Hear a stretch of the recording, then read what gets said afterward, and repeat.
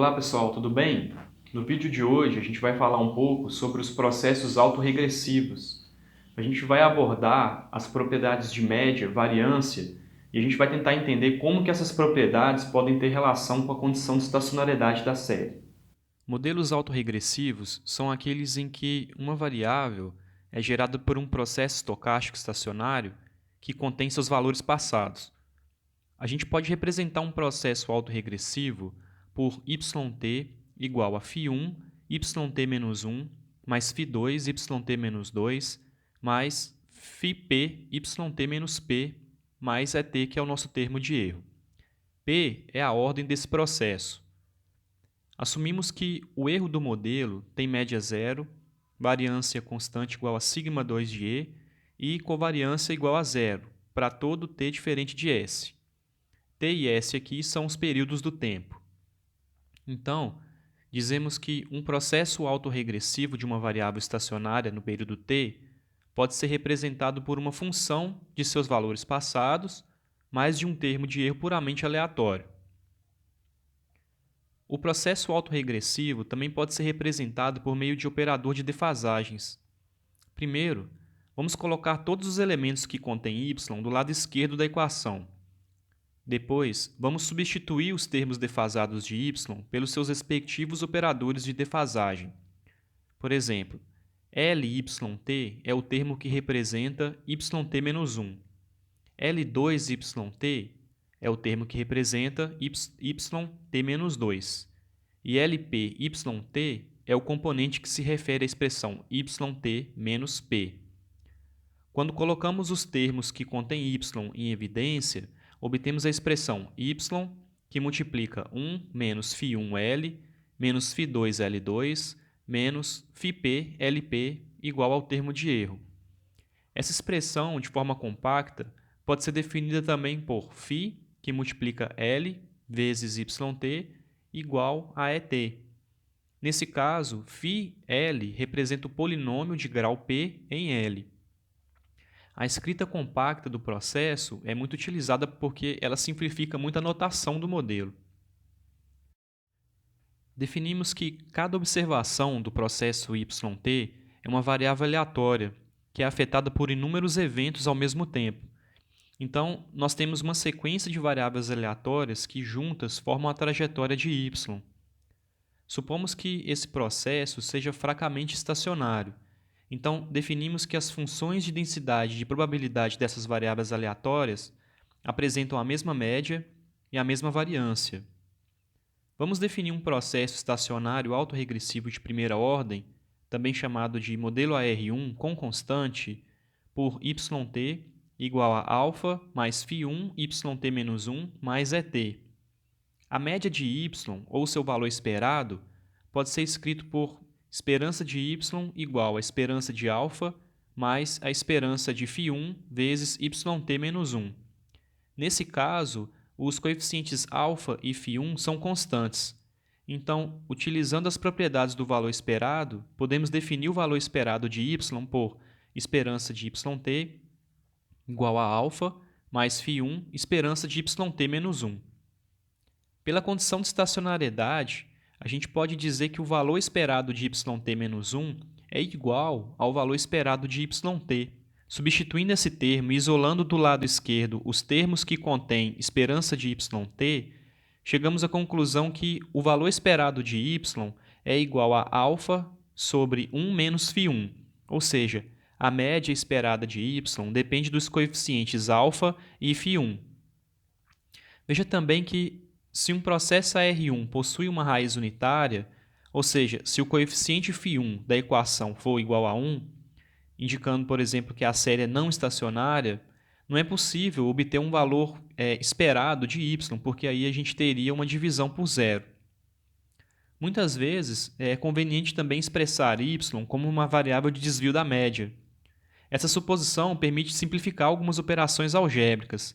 Nesse caso, se y for descrita como desvio da média, e sabendo que os modelos em desvio da média apresentam um intercepto igual a zero, a gente pode dizer que o valor esperado de y também seria igual a zero. Vamos ver o que acontece com o valor esperado de y quando os parâmetros do modelo se alteram.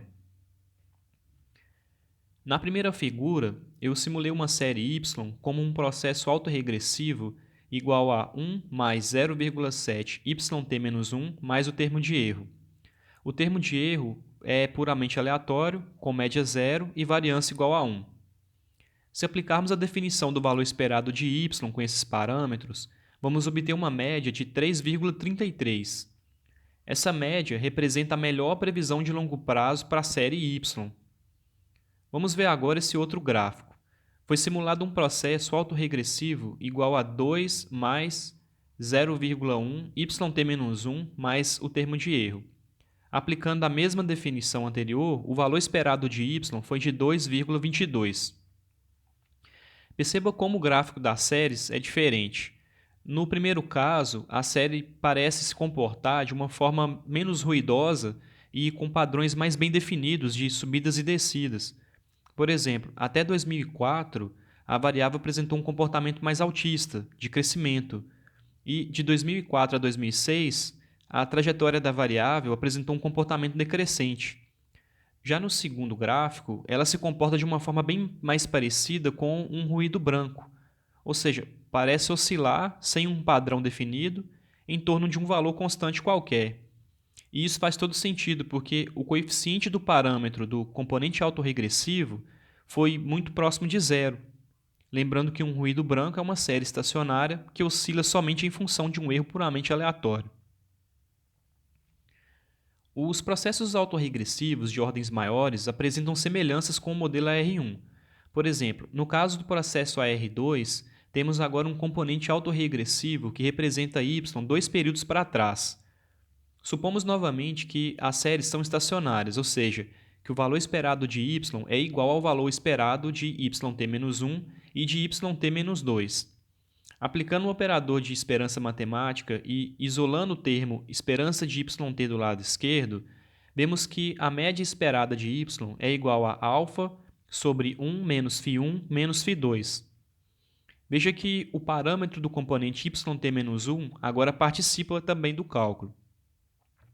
A gente pode generalizar o valor esperado de um processo autorregressivo estacionário para a defasagem P e descrever esse processo como alfa sobre 1 menos somatório de φ i com i variando de 1 até P. Vamos ver agora o que ocorre no caso da variância de um processo AR1. Vamos supor novamente um modelo autorregressivo de primeira ordem, dado por yt igual a φ1, yt-1 mais o termo de erro. A variância de y pode ser descrita como esperança de yt menos e de yt elevado ao quadrado. Veja que o modelo não tem uma constante, então, implicitamente, a gente supõe que y é uma variável de desvio da média. Matematicamente, o valor esperado de uma variável em desvio da média é igual a zero, então a variância de yt é reduzida para esperança de yt ao quadrado. Vamos substituir y dentro do parêntese por φ1 yt-1 mais et. E agora vamos resolver o quadrado dessa soma. Temos aqui o primeiro termo ao quadrado, mais o segundo termo ao quadrado, mais 2 vezes o primeiro vezes o segundo. Em cada componente, ao aplicar o operador de esperança, os parâmetros ou as constantes de uma forma geral saem do parêntese. Vamos primeiro analisar o último termo. Por pressuposição, o erro do modelo não possui correlação com a defasagem de y, então o valor esperado do produto entre yt-1 e o erro vai ser igual a zero. Isso elimina o último termo. Como o yt-1 está em desvio da média, a esperança matemática de yt-1 ao quadrado é igual à variância de yt-1. Da mesma forma, a esperança do resíduo ao quadrado é igual à variância do erro. Denominamos a variância do erro de σ2 de E. A definição de estacionariedade a priori nos permite dizer que a variância de yt-1 é igual à variância de yt.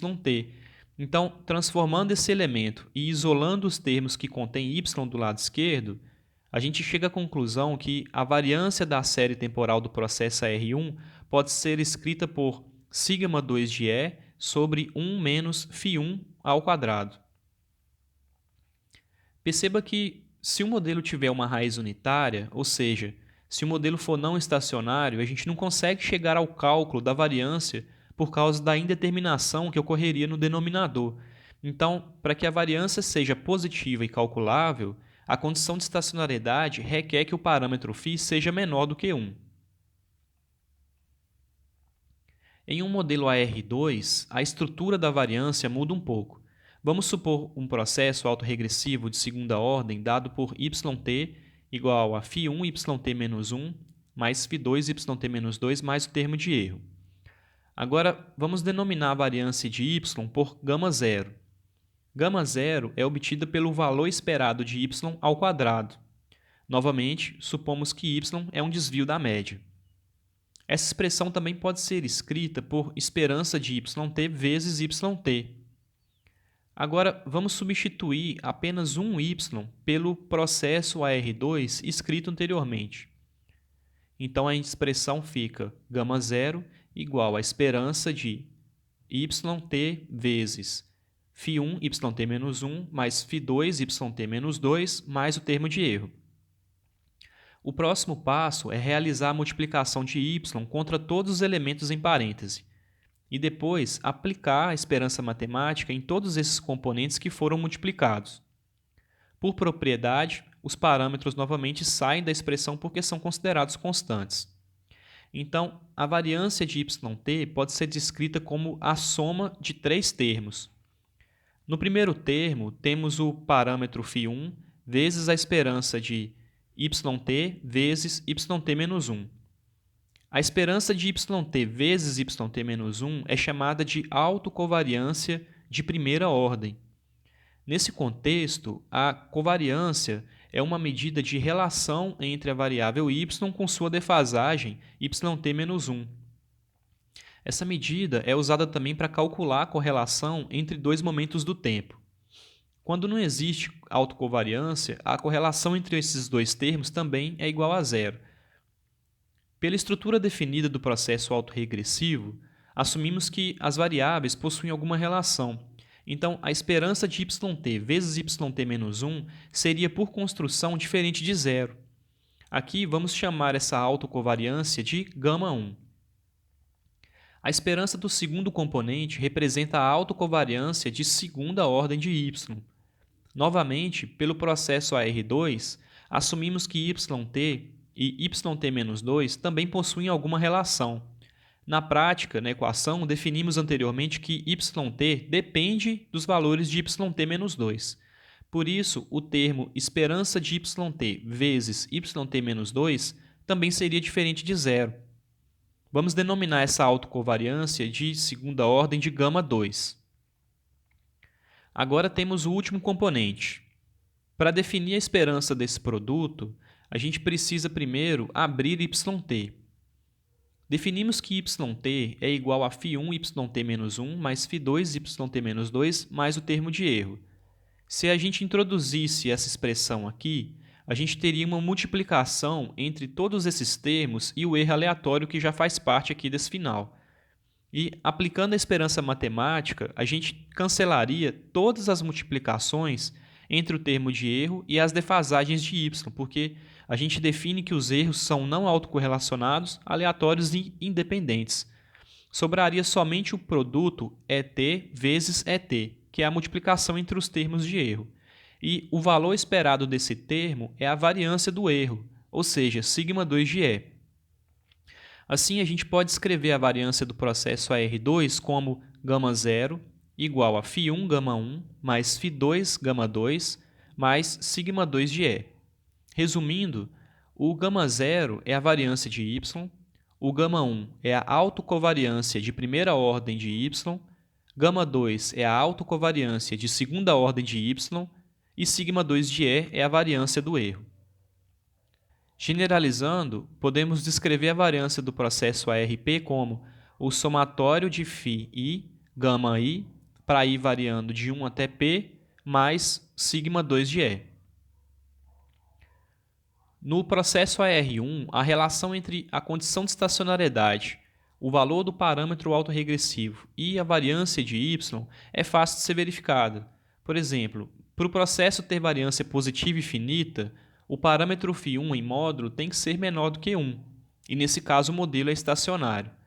Em processos de ordem superior não fica muito clara essa relação, mas a gente sabe que para um processo ser estacionário, a variância de y numa estrutura R2, AR3 ou ARP também tem que ser positiva e finita.